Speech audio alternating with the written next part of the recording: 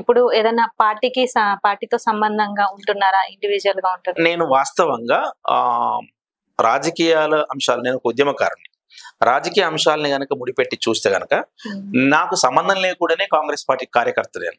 ఎట్లా అంటే 2014 టైంలో నేను ఉస్మానియా ఉద్యమం జరుగుతున్న టైంలో నికర్షణ తెలంగాణ ఉద్యమ బిడ్డగా ఏ పార్టీల జెండాలు మోయలే, అన్ని పార్టీలను తిట్టినాం. ఎందుకంటే ఏ పార్టీ తోటి కూడా తెలంగాణ ఉద్యమానికి అన్యాయం జరగద్దని చెప్పేసి. ఆ టైం నుంచి దాని తర్వాత 2014లో ఫస్ట్ ఎలక్షన్, అప్పుడు బాల్క సుమన్కి కేసీఆర్ గారు ఎంపీ టికెట్ పెద్దపల్లి నుంచి ఇచ్చిన టైంలో అప్పుడు కాంగ్రెస్ పార్టీ నాకు కేటీఆర్ మీద సిరిసిల్లలో టికెట్ అనౌన్స్ చేశారు. కేటీఆర్ గారి మీద అనౌన్స్ చేసిన తర్వాత నాకు అంతకుముందు గవర్నమెంట్ జాబ్ ఉంటుండే, టీచర్ జాబ్ ఉంటుండే. నాకు పెద్దలు కొప్పుల రాజ్ సార్ గారు ఫోన్ చేసి నీకు ఏదో టీచర్ జాబ్ ఉన్నట్టుగా తెలిసింది, మళ్ళీ నువ్వు టెక్నికల్ గా నామినేషన్ వేసేటప్పుడు ఇబ్బంది అవుతుంది, నువ్వు అది ఇమీడియట్లీ రిజిగ్నేషన్ లెటర్ దగ్గర పెట్టుకో అంటే, అంతకుముందే నేను పోవట్లేదు, టీచర్ జాబ్ 2 years చేశాను, నేను గవర్నమెంట్ టీచర్ని. తెలంగాణ ఉద్యమం సందర్భంగా ఉద్యమం కోసము, తర్వాత నా హైయర్ ఎడ్యుకేషన్, నేను PhD చేయాలి, నా డ్రీమ్స్ అది, మా నాన్నకి ఇచ్చిన మాట అది.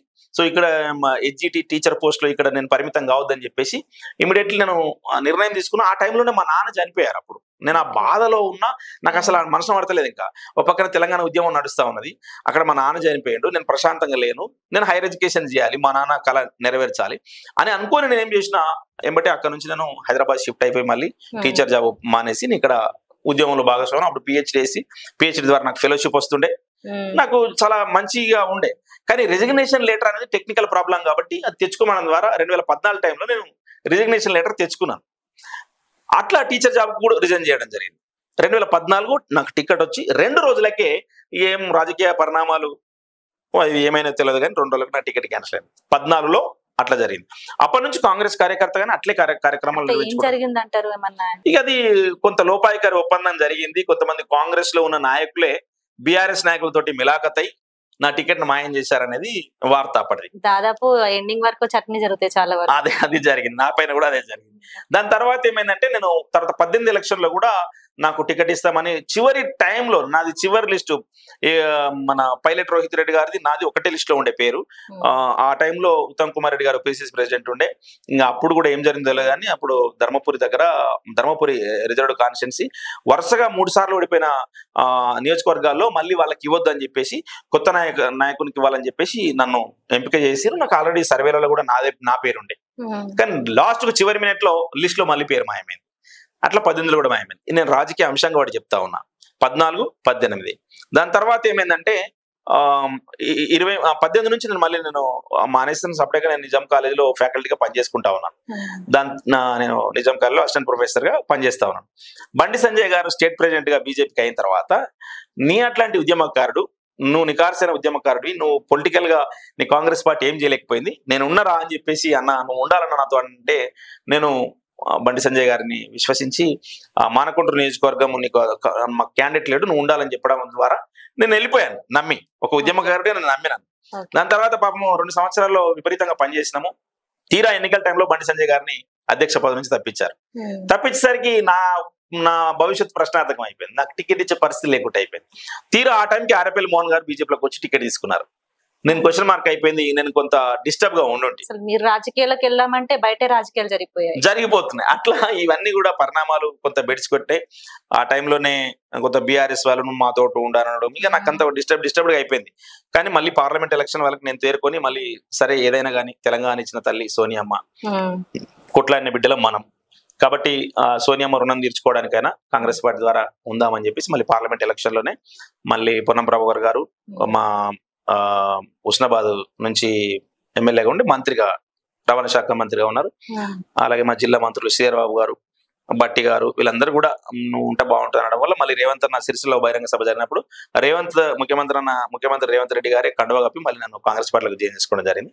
ప్రస్తుతం అయితే మేము ఉద్యమకారుల ఆకాంక్షలు నెరవేరాలని చెప్పేసి, నిరుద్యోగుల డిమాండ్స్ ఏవైతే ఉన్నాయో వీటిని నెరవేర్చడంలో ప్రభుత్వము కొంత ముందు వరుసలో ఉండాలని మేము కోరుకునే వాళ్ళం. ఎక్కడున్నా వారి కోసమే కదా. 100% నేను ఎక్కడికి వెళ్ళినా కూడా ఉద్యమకారుల ఆకాంక్షలను ఎత్తిపడుతూనే ఉన్నాను. ఒక ఉద్యమకారుడిగా అవి మర్చిపోయి నేను ఎక్కడ ఏ రాజకీయ పార్టీ జెండాలు పట్టుకొని తిరగలే.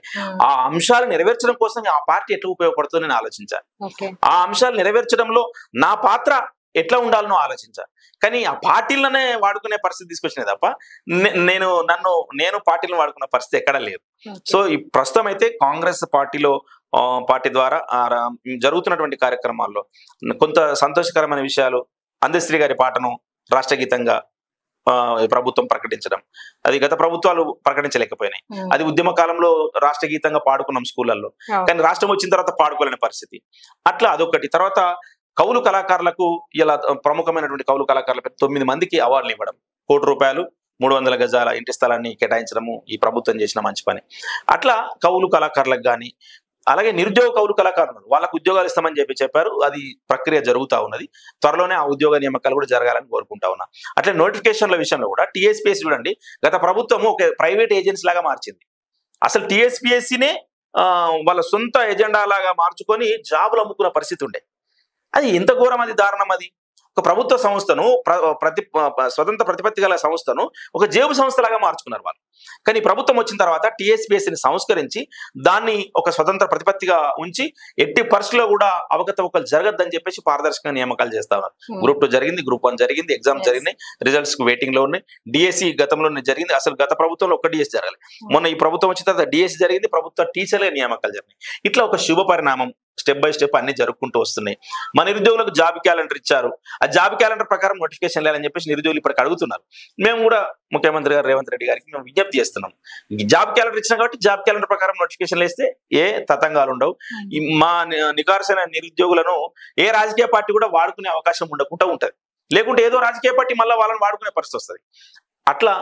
అట్లనే ఉద్యమకారులకు, ప్రధానంగా అమరవీరుల కుటుంబాలకు ఈ 2 అంశాలను పరిశీలించినట్లయితే, అమరవీరులు లేకపోతే తెలంగాణ లేదు, ఉద్యమకారులు లేకపోతే తెలంగాణ లేదు. ఇలా ఉద్యమకారులకు కాంగ్రెస్ పార్టీ ఎజెండాలో భాగంగా 250 గజాల జాగను, ఇంటి స్థలాన్ని కేటాయిస్తామని ఈ మేనిఫెస్టోలో పెట్టడం జరిగింది. అది కూడా సాధ్యమైనంత తొందరగా ఇవ్వడం ద్వారా ప్రభుత్వానికి ప్రజల్లో ఒక మంచి పేరు వస్తుందని చెప్పేసి నేను ఆశాభావం వ్యక్తం చేస్తా ఉన్నా. ప్రభుత్వం వచ్చిన తర్వాత ప్రమాణ స్వీకారం రోజే తీసుకొచ్చిన పరిస్థితి ఉంది కదా. అది ఆల్రెడీ ప్రకటించారు ఆల్రెడీ. కాబట్టి నేను ముఖ్యమంత్రి రేవంత్ రెడ్డి గారికి నేను విజ్ఞప్తి చేస్తా ఉన్నా. అది చివరి అంశంగా పెట్టడం ద్వారా ఏమైందంటే, ఉద్యమకారుల అంశాన్ని ఒక రాజకీయ అస్త్రంగా వాడుకుంటున్నారు అని చెప్పేసి మళ్ళీ ప్రతిపక్షాలు మొదలు పెడతాయి.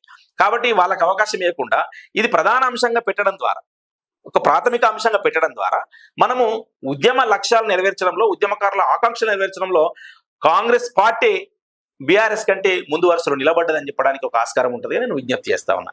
లైక్ చేయండి, షేర్ చేయండి, సబ్స్క్రైబ్ చేయండి. మరిన్ని వీడియోల కోసం బెల్ సింబల్ పై క్లిక్ చేయండి.